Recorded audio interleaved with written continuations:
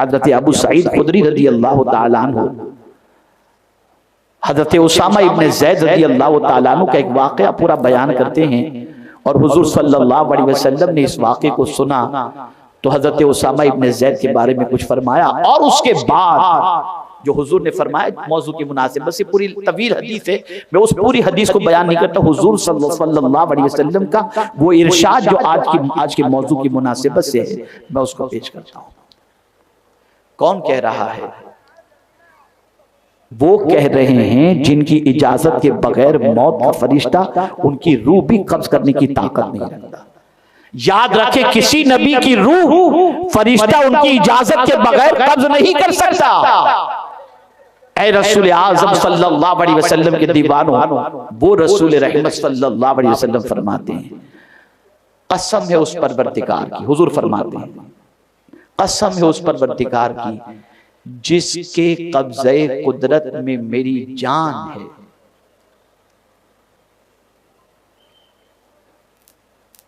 और उसके बाद आगे फरमाते हैं, जब मैं आंख खोलता हूं तो समझता हूं कि हो सकता है कि आंख को बंद करने से पहले हो सकता है अल्लाह मेरी रूह को कब्ज फरमा ले। आंख की बात, पलक के झपकने से पहले। और आगे आकाए करीम सल्लल्लाहु अलैहि वसल्लम इरशाद फरमाते हैं, जो लुकमा मैं मुंह में रखता हूं तो सोचता हूं कि इस लुकमे के चबाने से पहले हो सकता है ये लुकमा हलक ही में अटक जाए और मेरी रूह परवाज हो जाए। समा है 100 बरस का, पल की खबर नहीं। हुजूर इस इरशाद के जरिए अपने गुलामों को ये पैगाम देना चाहते हैं, ऐ मेरे गुलामों, ख्वाहिश की पैरवी न करो, लंबी उम्मीदों में जिंदगी न गुजारो। तुम्हें नहीं मालूम कि तुम्हारी मौत कब वाक़े होगी, और ये बात यकीनी है कि मौत वाक़े होगी। इसलिए तुम्हें करना क्या है? इसको आयत करीमा जो मैंने तिलावत की उसकी तफसीर के अंदर हजरत हसन बसरी रज़ी अल्लाह ताला अन्हु की एक रिवायत मिलती है। हजरत हसन बसरी रज़ी अल्लाह ताला अन्हु जब खिताब फरमाते, तकरीर करते, तो कहते जल्दी करो, जल्दी करो, जल्दी करो, पता नहीं जो सांस अंदर गई है वो बाहर निकलेगी भी कि नहीं। और उसके बाद फरमाते, लोग पूछते हुजूर किस चीज में जल्दी करें? फरमाते नेकी करने में जल्दी करो, इसलिए कि मरने के बाद कोई और चीज काम नहीं आएगी, तुम्हारी नेकी ही तुम्हें काम आएगी। आज हमारा हाल क्या है? गुनाह में तो आज का मुसलमान टाल मटोल नहीं करता, लेकिन नेकी में टाल मटोल करता है। जब नेकी की बात आ जाए तो सोचता है कल कर लेंगे, बाद में कर लेंगे, फिर कभी कर लेंगे, और वो न कल आती है न फिर कभी कर पाता है। उससे पहले मौत का फरिश्ता उसकी रूह परवाज करके लेके चला जाता है। ऐ रसूल आज़म सल्लल्लाहु अलैहि वसल्लम के दीवानों, आकाए करीम सल्लल्लाहु अलैहि वसल्लम इरशाद फरमाते हैं, सहाबा का जब गफीर है, रसूल रहमत सल्लल्लाहु अलैहि वसल्लम फरमाते, मुझे तुम्हारे सिलसिले में सिर्फ 2 बातों का खौफ है, सिर्फ 2 चीजों का खौफ। और वो 2 चीजों का खौफ क्या है? तो आकाए करीम सल्लल्लाहु अलैहि वसल्लम इरशाद फरमाते हैं, पहला खौफ ये है कि कहीं तुम ख्वाहिश के गुलाम न बन जाओ, और दूसरा खौफ ये है कि लंबी उम्मीदें तुम्हें आखिरत फरामोशी का शिकार न कर दें।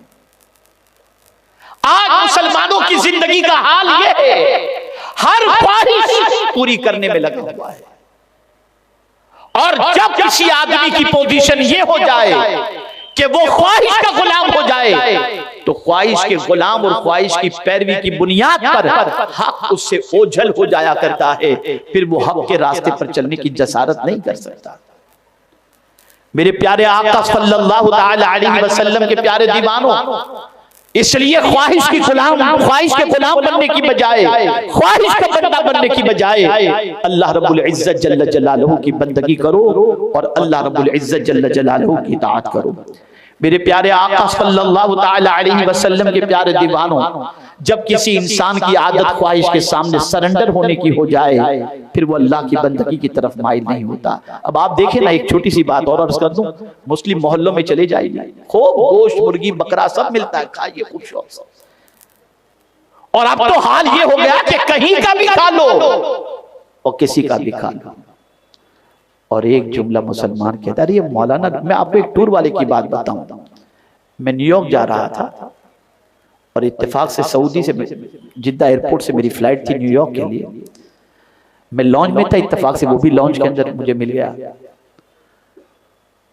उसने कहा कहाँ जा रहे? मैंने कहा मैं न्यूयॉर्क जा रहा हूँ। बोले मैं भी न्यूयॉर्क जा रहा हूँ। मैंने कहा अच्छा। फिर बातचीत चलने लगी।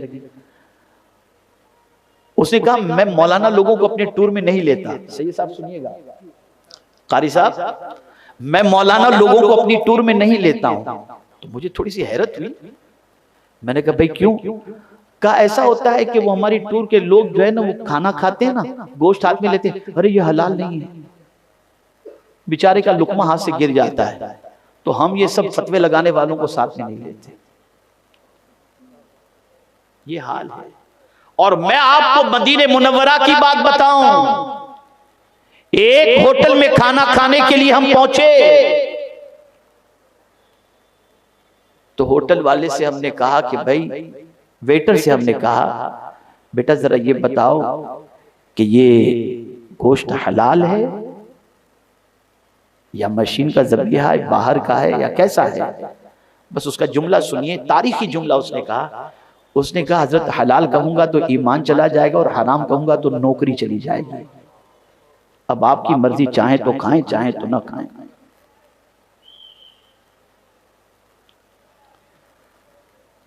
आज का मुसलमान क्या, खाओ जो खाना है। कुरान कहता है नहीं, कुलू मिनत तय्यबात, हलाल चीजों में से खाओ। हर चीज खाने की नहीं होती। और अगर तुम हलाल और हराम की तमीज के बगैर सब कुछ खा रहे हो तो तुमसे तो जानवर अच्छे कि शेर के सामने अगर आप घास रख दो तो शेर नहीं खाता, और बकरी के सामने मुर्दार रख दो तो बकरी नहीं खाती। इसलिए कि बकरी जानती है कि मेरी गिजा घास है और शेर जानता है कि मेरी गिजा ये है। आप जरा सोचो, जानवर भी अपनी गिजा की तमीज करता है, और आज का इंसान सब कुछ खाता है। और फिर जब ये खाता है तो इसके असरात उसकी जिंदगी में दाखिल होते हैं। फिर हराम काम, फिर बदकिरदारियां, फिर बदकारियां। तो सब कुछ खाने के लिए नहीं है, हलाल खाओ और खाकर अल्लाह का शुक्र अदा करो, अल्लाह का शुक्र अदा करो। तो आप देखें कहां जा रही है हमारी कौम।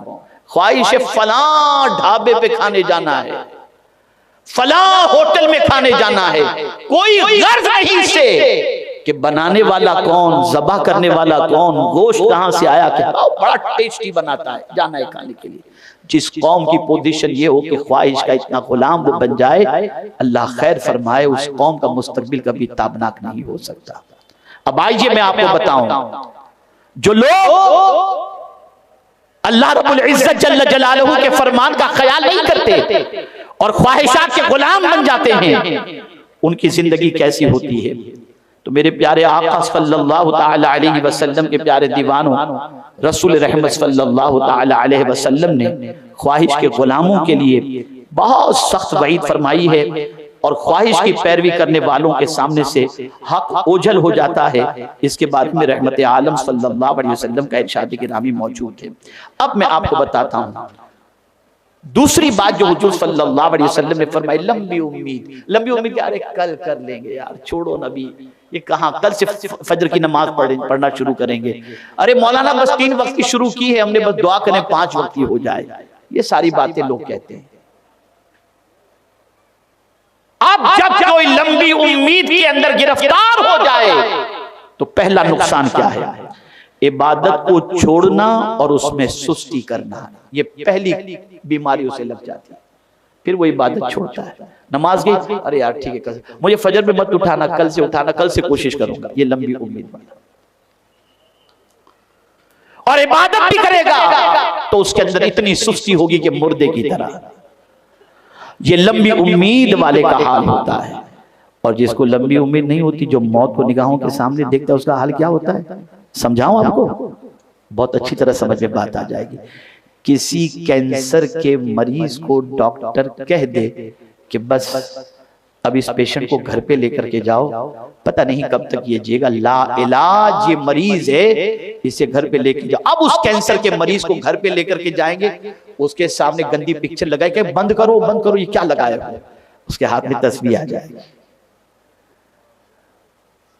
वो इस्तिगफार करना शुरू कर देगा, वो अल्लाह से माफी मांगना शुरू कर देगा, वो दुरूद शरीफ पढ़ना शुरू कर देगा, वो माबूदे बरहक को राजी करने की कोशिश करना शुरू कर देगा, इसलिए कि उसे यकीन हो चुका है कि अब मैं ज्यादा दिनों तक रुकने वाला नहीं हूं। उसकी लंबी उम्मीद खत्म हो गई। इस लंबी उम्मीद के खत्म होते ही वो इबादत में लग गया, रियाजत में लग गया, तस्बीह में लग गया, तहलील में लग गया और गुनाहों से बच गया। इसलिए हुजूर फरमाते हैं लंबी उम्मीद के अंदर गिरफ्तार होने वाला इबादत में सुस्त हो जाता है और उसकी जिंदगी गुनाहों में गुजरनी शुरू हो जाती है। ये हुजूर के इरशाद का मफ़हूम है। क्या ये लंबी उम्मीदों ने हमें तबाह नहीं कर दिया? आइए दूसरा नुकसान लंबी उम्मीद का क्या है। फरमाया गया तौबा न करना और उसमें टाल मटोल करना। अभी तो उम्र ही क्या है, अभी तो जी रहे हैं, अभी तो ये है, अभी तो वो है, कल से तौबा, कल तौबा कर, अरे बड़ी रात को तौबा कर लेंगे, फिर कभी तौबा कर लेंगे। गुनाहों के धब्बे दिल पर लगे हुए हैं और नहीं मालूम कि मौत कब वाक़े होगी, कुछ नहीं जानते, फिर भी अल्लाह की बारगाह में तौबा करने के लिए तैयार नहीं। याद रखें, जिसको ये मालूम हो कि मौत कभी भी आ सकती है, वो कभी भी लंबी उम्मीद नहीं रखेगा, वो तौबा में जल्दी करेगा। तीसरी चीज, आखिरत छोड़कर दुनिया में मशगूल हो जाना और माल और दौलत जमा करने में लग जाना। आखिरत को भूल गया, इसलिए कि मरने का तसव्वुर निकल गया। जब आखिरत भूल गया, ये कौन जो लंबी उम्मीद रखता है वो आखिरत भूल जाता है, उसे ख्याल ही नहीं कि एक दिन खुदा की बारगाह में हाजिर होना है, रब्बे कदीर जल्ल जलालहू का मुंह दिखाना है। ये तस्वुर उसके ज़हन से ओझल हो जाता है, तो उस इंसान की सिचुएशन ये बन जाती है कि वो माल और दौलत जमा करने में लग जाता है और दुनिया में डूबा रहता है, आखिरत का ख्याल नहीं रहता। मैं आपको बताऊं, कुरान में वाक़यात के अंबार लगे हुए हैं ऐसे लोगों के जिनके पास दुनिया की दौलत इतनी थी, किसी के पास आज के दौर में इतनी दौलत हो ही नहीं सकती। फिरऔन के बारे में आप पढ़ो तो आपको पता चलेगा उसके खजाने की चाबियां इतनी थी कि उन चाबियों का मामला ये था कि कई ऊंटों पर उसकी चाबियां लादी जाती थी, इतना कारून का खजाना था। लेकिन बचा नहीं, बचा। खजाना लेकर के गया नहीं, एक तवज्जो तलब बात है, तवज्जो तलब।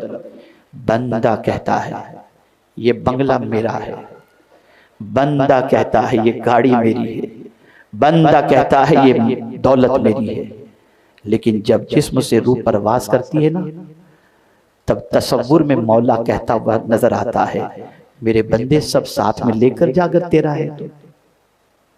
तू कहता है ना ये मेरा है, लेकर जा अपने साथ। ले जाता है कोई, घर भी छोड़ दिया, माल भी रह गया, और गरीब जो कफन पहनता था वही कफन पहन करके वो चला गया।